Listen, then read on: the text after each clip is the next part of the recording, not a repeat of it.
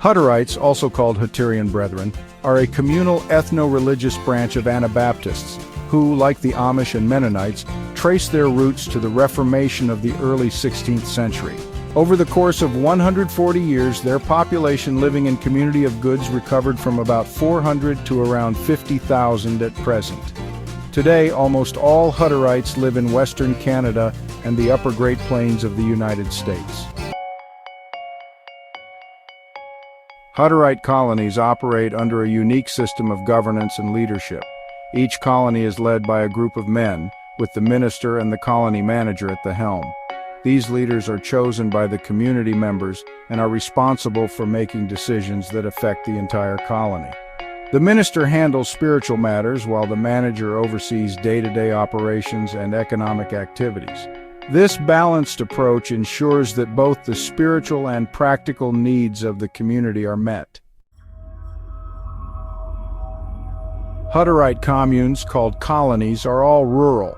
Many depend largely on farming or ranching, depending on their locale for their income.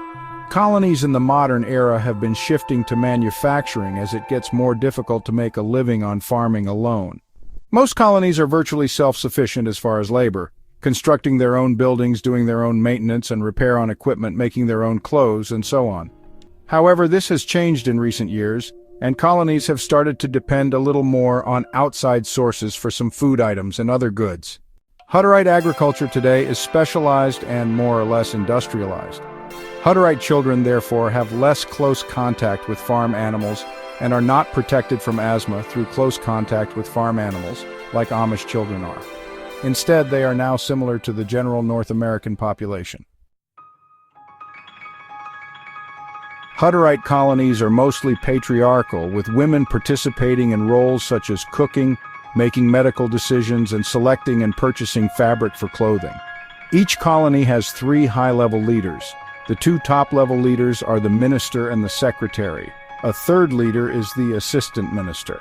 The minister also holds the position of president in matters related to the incorporation of the legal business entity associated with each colony.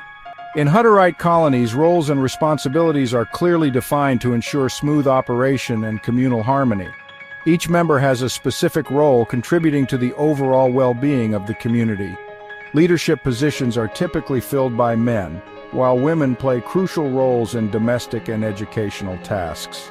This structured approach helps maintain order and efficiency within the colony.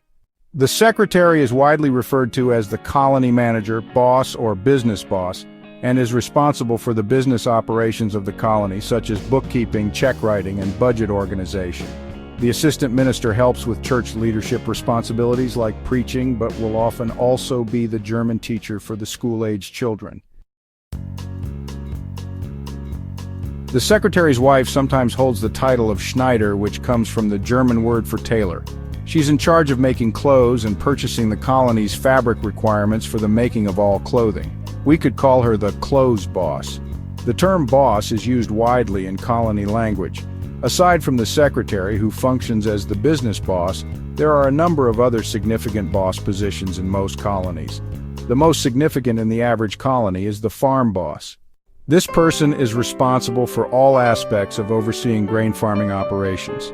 This includes crop management, agronomy, crop insurance planning, and assigning staff to various farming operations. In the Hutterite community, decision-making is a collective process.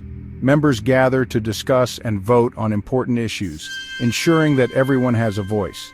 This democratic approach helps maintain harmony and unity within the colony. Beyond these top-level leadership positions, there will also be the hog boss, dairy boss, and so on, depending on what agricultural operations exist at the specific colony. In each case, these individuals are fully responsible for their own areas of responsibility and will have other colony residents working in those respective areas. The minister, secretary, and all boss positions are elected positions, and many decisions are put to a vote before they are implemented. The voting and decision-making process at most colonies is based upon a 2-tiered structure including a council, usually 7 senior males, and the voting membership, which includes all the married men of the colony. For each significant decision, the council will first vote, and if passed, the decision will be carried to the voting membership. Officials not following the selected decisions can be removed by a similar vote of a colony. There is a wide range of leadership cultures and styles between the three main colony varieties. In some cases, very dominant ministers or secretaries may hold greater sway over some colonies than others. Women's influence and community ownership play a crucial role in the fabric of Hutterite society. Though men typically hold formal leadership positions, women contribute significantly through their roles in education, healthcare, and the overall well-being of the colony.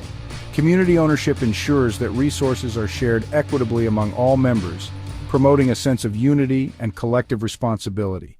Women and children hold no formal voting power over decision-making in a colony, but they often hold influence on decision-making through the informal processes of a colony's social framework.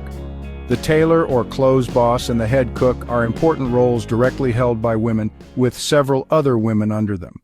For example, the head cook manages about 3 to 4 cooks daily and is in charge of a very important aspect of colony life. Overarching all internal governance processes within a single colony is the broader bishop structure of leaders from across a branch, Leirerloit, Dariusloit, or Schmiedeloit, such that all colonies within each branch are subject to the broader decision-making of that branch's bishop council. The Hutterites practice a community of goods where all property is held in common and resources are shared among members. This ensures that everyone's needs are met and no one is left wanting. The strength of the Hutterite community lies in its collective effort and shared values, fostering a sense of unity and purpose that has sustained them through generations. What do you think about governance among Hutterites? Share your thoughts in the comments below. Thanks for watching and see you in the next video.